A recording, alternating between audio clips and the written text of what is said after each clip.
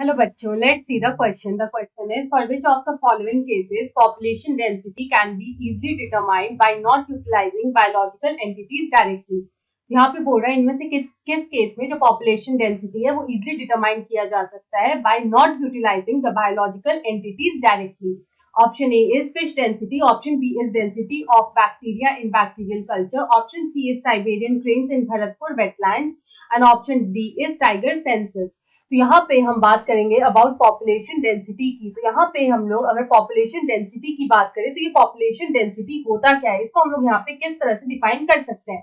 तो बेसिकली जो population density है इसके लिए हम लोग बोल सकते हैं it refers to the size of the population.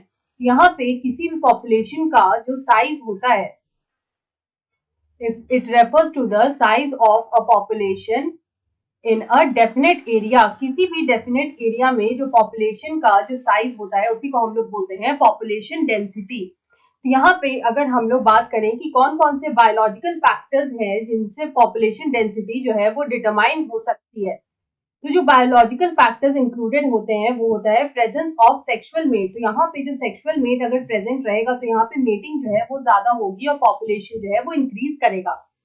उसी तरह से यहाँ पे ये डिपेंडेंट होता है in the increase in breeding. जो इन ब्रीडिंग होती है उस पर भी ये डिपेंड करता है. अगर हम लोग यहाँ पे बात करें कुछ नॉन बायोलॉजिकल फैक्टर्स की,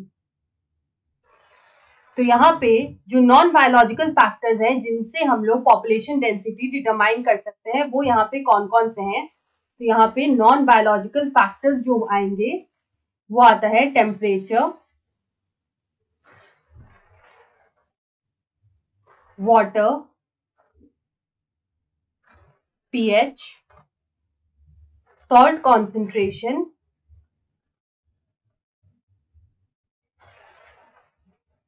डिसॉल्व्ड ऑक्सीजन,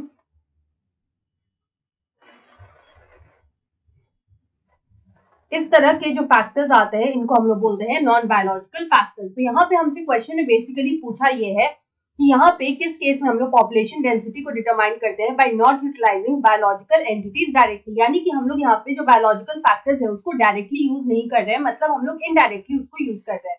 लेकिन इसका मतलब ये नहीं है कि यहाँ पे हम लोग नॉन बायोलॉजिकल फैक्टर्स को यूज कर रहे हैं. तो यहाँ पे अगर हम लोग बात करें तो यहाँ पे जो टाइगर सेंसस है, यहाँ पे जो टाइगर सेंसस है इसकी जो पॉपुलेशन डेंसिटी डिटरमाइन होती है, इसकी जो पॉपुलेशन डेंसिटी हम लोग जो डिटरमाइन कर सकते हैं वो कर सकते हैं बाय पग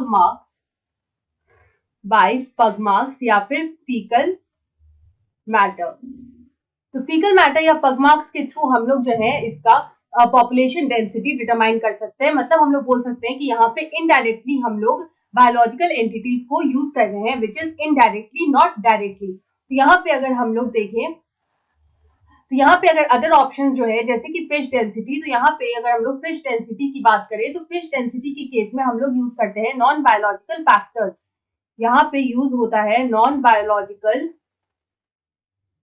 फैक्टर्स को जो है वो हम लोग यूज करते हैं. अगर हम लोग साइबेरियन क्रेन्स इन भरतपुर वेटलैंड्स की बात करें तो जो साइबेरियन क्रेन्स है,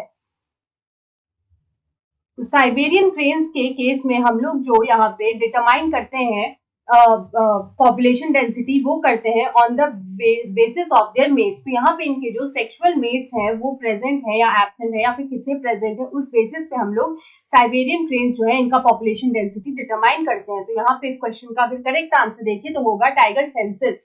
सो ऑप्शन डी में दे रखा है टाइगर सेंसस, तो option D is the right answer. I hope you understood it well. Best of luck.